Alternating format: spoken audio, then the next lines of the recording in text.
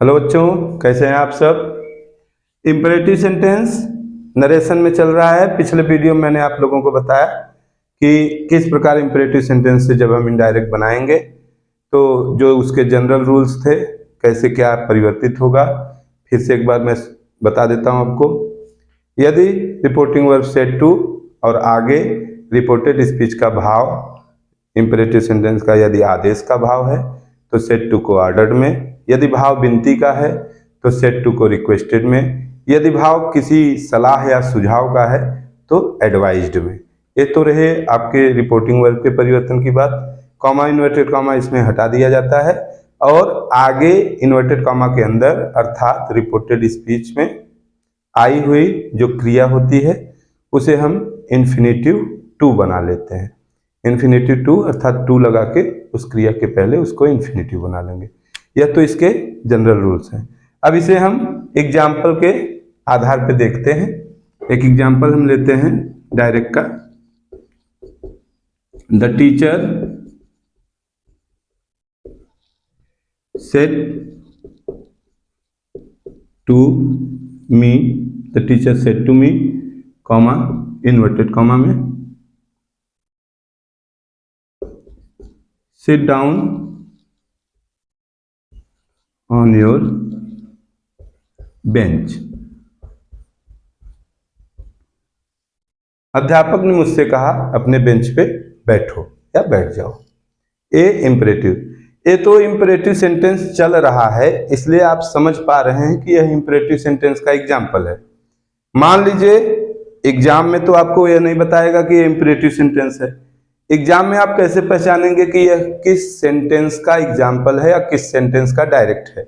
आप कैसे किस सेंटेंस का रूल उस पर फॉलो करेंगे, क्योंकि हर सेंटेंस में कुछ अलग अलग चीजें हैं, कुछ अलग अलग रूल्स हैं, तो उसे आप कैसे फॉलो करेंगे, कैसे जानेंगे। तो जो बिगिनर्स बच्चे हैं, विशेष करके मेरा चैनल उन बच्चों के लिए जो नए नए अभी ग्रामर सीख रहे हैं या जो इंटर हाई स्कूल के कक्षा में पढ़ रहे हैं, तो उन बच्चों के लिए अब देखिए इसकी एक सिंपल पहचान मैं बता देता हूं आपको। जहां पे किसी भी सेंटेंस की शुरुआत क्रिया के फर्स्ट फॉर्म से हो, ध्यान दीजिएगा, किसी भी सेंटेंस की शुरुआत क्रिया के फर्स्ट फॉर्म से हो या फाइनाइट वर्ब से हो, वह वाक्य अधिकतर लगभग किसका होता है, इम्परेटिव सेंटेंस का ही होता है, जिसे आप आज्ञा सूचक वाक्य, प्रार्थना सूचक वाक्य, सुझावात्मक वाक्य कहते हैं। यह तो इसकी पहचान है। इसमें किसी आदेश का, किसी विनती का, किसी सुझाव का जिक्र जरूर होगा और इसी भाव के अनुसार जो रिपोर्टेड स्पीच का भाव होगा उसी भाव के अनुसार हम सेड टू को चेंज करते हैं। देख लेते हैं इसका इनडायरेक्ट बना के कैसे बनेगा।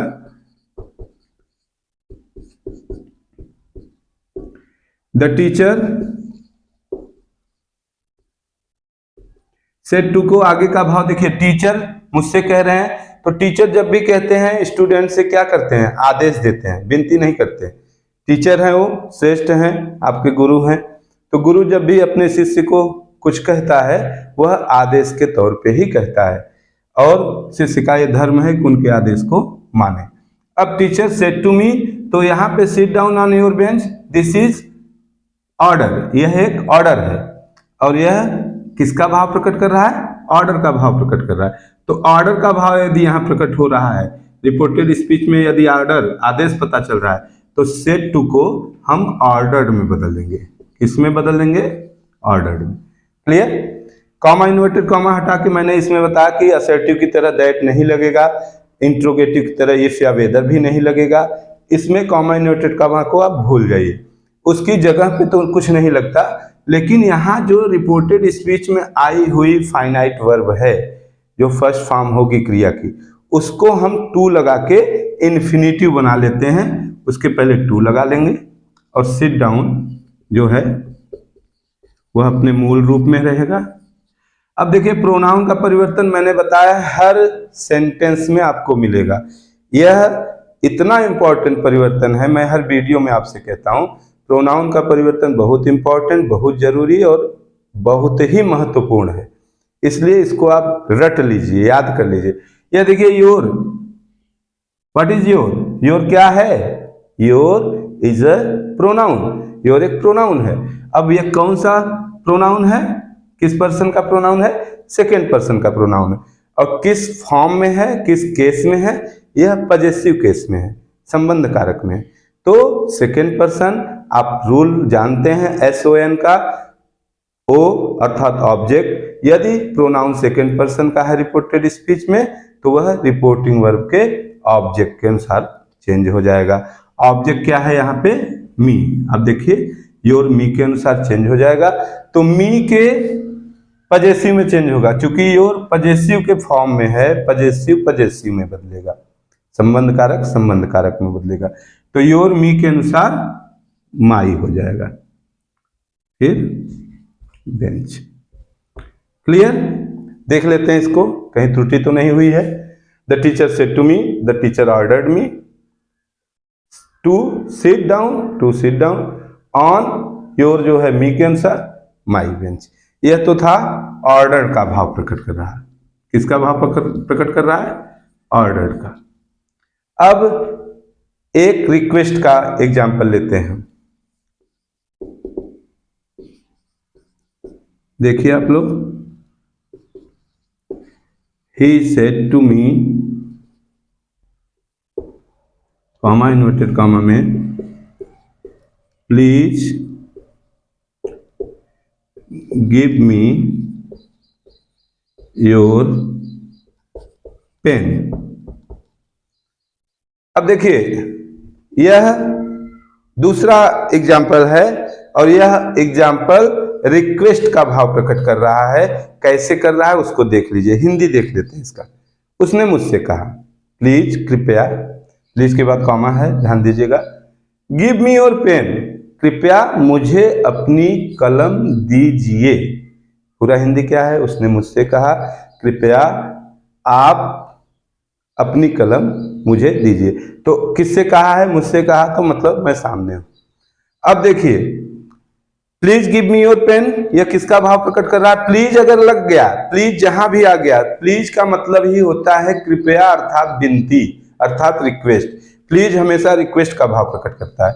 तो हम इसका जब इनडायरेक्ट बनाएंगे, तो ही सेड टू को हम किस में बदल देंगे, चूंकि यह रिक्वेस्ट का भाव प्रकट कर रहा है, प्लीज आ ही गया है, तो सेड टू को हम रिक्वेस्टेड में बदल देंगे। सेड टू को रिक्वेस्टेड में बदल देंगे।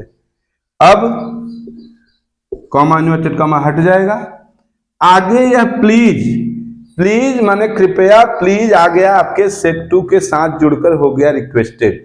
प्लीज पे आप ध्यान नहीं देंगे। प्लीज का मतलब यह भाव प्रकट करने के लिए आया था, यह रिक्वेस्ट का भाव प्रकट कर रहा है। प्लीज से आपको कोई मतलब नहीं है। Please plus said to is equal to requested, ऐसे आप समझिए। Please plus said to is equal to requested, आपका प्लीज रिक्वेस्टेड में आ गया।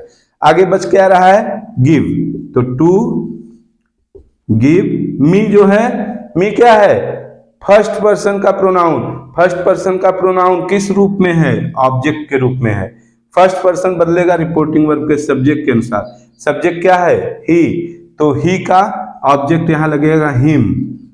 योर क्या है, सेकेंड पर्सन का प्रोनाउन। सेकेंड पर्सन का प्रोनाउन बदलेगा रिपोर्टिंग वर्ब के ऑब्जेक्ट के अनुसार। ऑब्जेक्ट क्या है, मी। योर है पजेसिव, तो मी का पजेसिव माई पेन हो जाएगा। देख लेते हैं कोई त्रुटि तो नहीं है।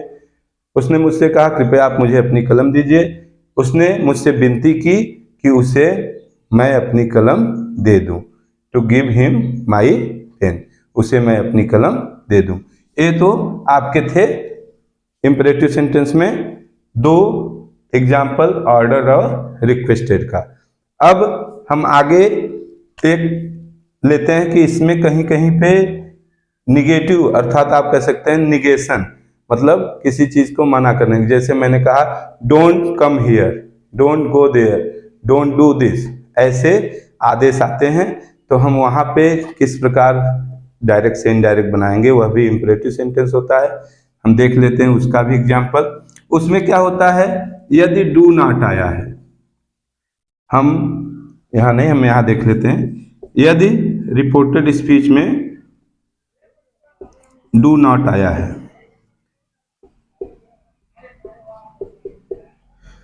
ये डू नॉट या डोंट आया है, तो हम उसके इनडायरेक्ट को कैसे बनाएंगे इसको हम देख लेते हैं। यह भी इंपरेटिव सेंटेंस है। होता क्या है, इसमें कुछ बहुत विशेष नहीं है, सब कुछ यही है। केवल यदि डू नॉट आया है और डू नॉट को हम देख के थोड़ा सा भी घबराते हैं तो दिक्कत हो जाएगी। आपको सेम टू सेम यही रूल, यही नियम फॉलो करना है। केवल आए हुए डू को इनडायरेक्ट बनाते समय हटा लेना है, नॉट के आगे टू लगा लेना है। ध्यान से देखिए, डू हट जाएगा, नॉट के आगे टू लगा के क्रिया जो आई है उसको इन्फिनेटिव टू बना लेंगे। यदि आपको डू नॉट दोनों हटा देना है, ध्यान से समझिए, यदि आपको डू नॉट दोनों से एलर्जी है, अब और चाहते हैं आपकी हम दोनों ना लिखें, डू नॉट दोनों नहीं लिखना चाहते हैं, तो डू नॉट दोनों को हटा दीजिए। आप दोनों को हटा के सेट टू को फॉरवर्ड में बदल देंगे। किस में बदल देंगे? एक शब्द है फॉरवर्ड। फॉरवर्ड माने होता है किसी को किसी चीज से मना करना, किसी को कोई काम करने से मना करना। तो यह तो फॉरवर्ड का वह है, क्या कहते हैं, एग्जाम्पल। मैं आप लोगों को बता देता हूं, इसका एग्जाम्पल लेके बनाता हूं, देख लीजिए आप। डू नॉट वाले वाक्य आए तो आप लोग परेशान मत होइएगा, बहुत सिंपल सेंटेंस है ये। सिंपल सेंटेंस का मतलब यह है कि डायरेक्ट हम लेते हैं, he said to me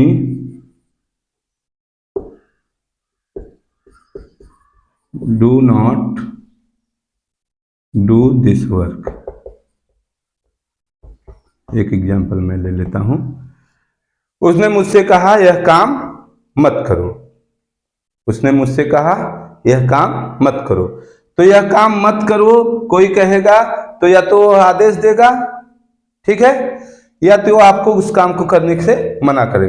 हम इसको दोनों तरीके से देख लेते हैं, नॉट टू लगा के भी, मतलब डू हटा के नॉट के आगे टू लगा के भी, और फॉरवर्ड भी लगा के देख लेते हैं। इसका इनडायरेक्ट हम दोनों तरीके से देख लेते हैं। जो बिगिनर्स बच्चे हैं थोड़ा ध्यान दें इसमें। अगर आप डू को हटा के नॉट लगा के टू लगाते हैं तो सेट टू को ऑर्डर्ड में बदलेंगे। किस में बदलेंगे? ऑर्डर्ड में। ध्यान दीजिएगा आप, तो ही हो जाएगा ही ऑर्डर्ड मी। आगे मैंने आपको बताया कॉमा इन्वर्टेड कॉमा के जगह पे कुछ आपको दैट, इफ, वेदर ये सब नहीं लगाना है। डू हटाइए, नॉट लिखिए, आगे इसके टू लिखिए, और जो क्रिया है, डू यहाँ पे क्रिया है। एक डू तो नॉट के साथ है, हेल्पिंग वर्ब था, ए मेन वर्ब है। अब डू के आगे आपने क्या लगा लिया? टू। दिस दैट हो जाएगा, क्योंकि तीसरा परिवर्तन मैंने आपको बताया है पिछले वीडियो में कि यदि रिपोर्टेड स्पीच में डू दिस आया है तो वह इनडायरेक्ट बनाते समय दैट हो जाएगा। देख लेते हैं, he said to me, he ordered me not to do that work। एक तरीका तो यह है। दूसरा तरीका इसका फॉरवर्ड लगा के मैंने आपको बताया।